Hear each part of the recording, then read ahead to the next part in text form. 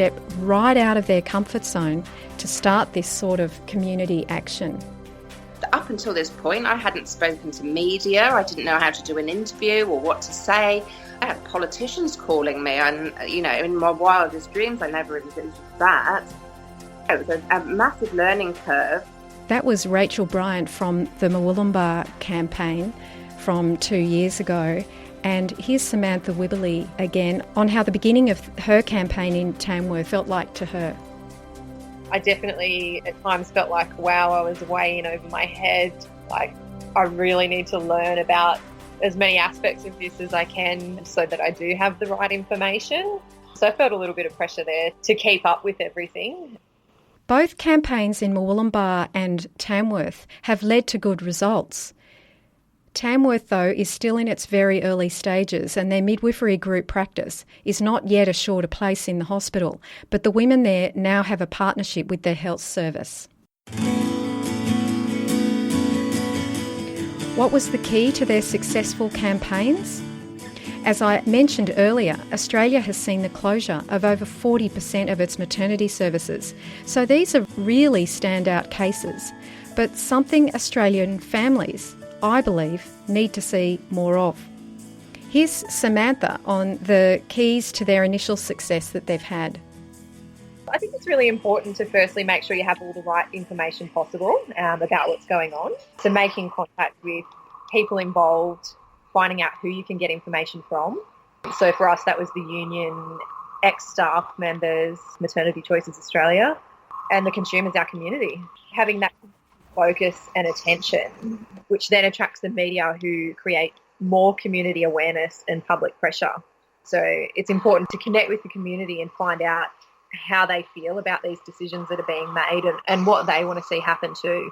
And being able to have someone like yourself to mentor through that process. So I think having the mentorship's a really huge part of it too, because you need someone that knows about the things that you're trying to achieve and someone that's been involved with similar campaigns or causes that can help you understand your rights and help you to find the right information that you need. So know how to go about it the right way. And here's more from Rachel Bryant, whose campaign started 2 years ago and consumer engagement was achieved soon after that. I think we were just really lucky with the way that the community supported what we were trying to do. And they, that was what created this real frenzy about the whole issues that we were having here in Murwillumbah. We had so many people get involved so quickly, politicians, the Australian College of Midwives, yourself from Maternity Choices. And I think just that real kind of immediate response was what made the LHD see that we really needed to get together and talk about what we had to do to help save the service.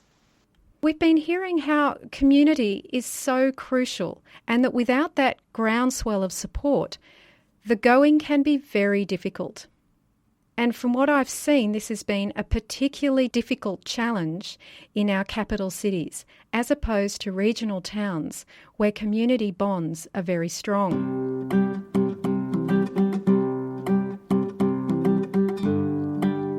Helena Mooney is a mother and advocate for birth services in the Northern Beaches region of Sydney, where they are facing the closure of 2 hospitals and the amalgamation of all services into one central area. Helena's community campaign has been going on for 2 years now, and they still don't have engagement with their health service. Their community are keen to ensure that evidence-based care such as midwifery group practice is implemented at the new Northern Beaches Hospital, and they are concerned about the loss of access to local hospital care. It's been a huge journey for her and her community of supporters. It's been going on for about 2 years, if not a little bit longer. And one of the big challenges is finding the time to keep doing this, because most of us are volunteers. We're mums at home with young children, and some of us have our own businesses or work. So just to find the time to really dedicate to it, because it's such a Pandora's box because you need to find out who you're talking to, what all these acronyms are, and you're talking with people who have an intimate knowledge of the whole system, and you're like going, I really don't know what you're talking about at all. So it's hard to navigate. And also because we're dealing with the local health districts and also a separate private company, is how do they work together? Who's accountable? And also, are they interested in what we have to say? And the big challenge is trying to get them to be interested in what we have to say, because it doesn't necessarily fit with their plans. The issue is that 2 local hospitals, Mona Vale and Manly, are closing to make way for this French's Forest Hospital. But French's Forest is a long way from the upper northern beaches, and when there's floods, roads can be closed, it can make access very difficult. And so they're closing yes, it's an older hospital and it needs renovating, but they're closing a whole hospital. They're removing health services, which are running perfectly fine, from an expanding, populations growing in that area. And so people are very concerned about what's happening to overall health services, and we're going to tap into them too. Hearing Helena's story makes me so thankful for the community support that rallied so quickly to save Murwillumbah Hospital and most recently Tamworth midwifery group Practice Care. Helena raises here an extra challenge to their particular campaign. New South Wales Health has handed the job of building the new Northern Beaches Hospital to a private contractor, and consumer engagement, already a new challenge within just public health service delivery, has very little history, if any, in the private health service sector. So while this is happening in Sydney, it doesn't mean it can't happen elsewhere. There are plans in the works for other private public health service joint ventures like this, which potentially, they're not meant to, but they potentially push their consumers out of the conversations regarding the planning, implementation and delivery of the healthcare. So here's Helena on what they're doing now, 2 years down the track with their campaign. We've tried to do 2 prongs to this, because we're trying to really engage with the actual company and the health district. That takes up a lot of time as well to navigate that. So we've put out a local petition, and we've got a Facebook group, and we're reasonably active on social media, but we need to do better on that. And so because initially we were trying to toe the line and be good girls and not raise too much of a stink, because we didn't want to upset them and jeopardize our chances that they would shut off. Because early on there was an involvement with them. There was media outrage about it, which was great, but then they started to close down and didn't really want to engage with us that much, I think, for fear of that. So we thought we'll try and do the official route. Now we've got to yet another brick wall. We're a bit over that. So that's our next stage, is to really motivate local consumers. And the challenge with that is not everybody is as passionate about birth as we are, or understands the impact that these changes are going to be. So we need to educate them about public versus private and the different outcomes that can often happen, without alienating people who obviously want to choose private healthcare too. So if you would like to see improvement in your birth services, or for your town to offer birth services if they don't now, how can you make this happen? Melissa Fox, who's the CEO of Health Consumers Queensland. Quite often women are drawn to helping to shape and improve health services through our own experiences, and that can be either through having a positive experience, quite often of care with a known midwife, that then drives them to want other women to also have that care. Also, there can be women who have had a negative experience and don't want women to have that experience as well.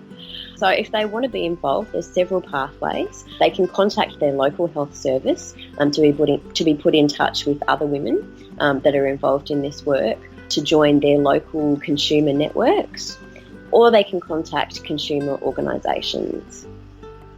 I'd also like to make the point that you don't have to be the champion of a cause like this.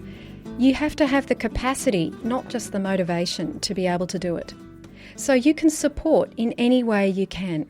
sign petitions if they exist, join any related Facebook groups, or just ask other women in your community how they feel about their birth services. From there, you could reach out to groups such as Maternity Choices Australia or any of the Friends of Birth Services groups I've mentioned. That way, the champions who do feel they could step forward are more likely to do so because they know they have your backing. You could also contact our show. We would love to hear from you and we can help direct you to support. But always make sure if you decide to be a champion that you share the load with others. This needs to be a community effort. Let's hear more from Melissa on what's possible. I've been incredibly privileged to have witnessed some amazing transformations and changes throughout the maternity system in Australia, sometimes the pace of which has been slow and sometimes faster. The power that women have, particularly when working with other health professionals like midwives, obstetricians and managers, is just incredible. Women have the power, the political power, to be able to have services redesigned in ways that better meet our needs and those of our family and deliver services closer to us in our community, quite often in models that ensure we receive care from a known midwife throughout pregnancy, birth and the postnatal period. And if it feels all too hard, I think it's really encouraging to hear from Samantha Wibberley, the brand new maternity activist from Tamworth. I think a lot of people underestimate the power that people have when they get together. I think the whole typical Australian, she'll be right or who am I? I'm just one person. What's my voice going to achieve? But that's where we need every little voice to step in and be a part of it. That one voice can make a difference. All references for this episode will be available at iTunes or Spreaker.com, and look up Pregnancy, Birth and Beyond Radio there.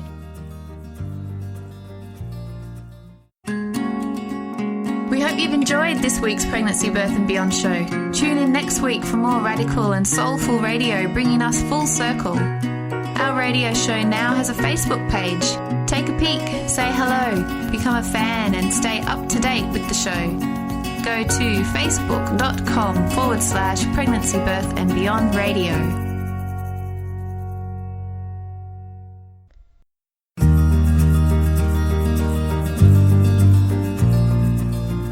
This episode of the Pregnancy, Birth and Beyond show was produced with the support of the Community Broadcasting Foundation.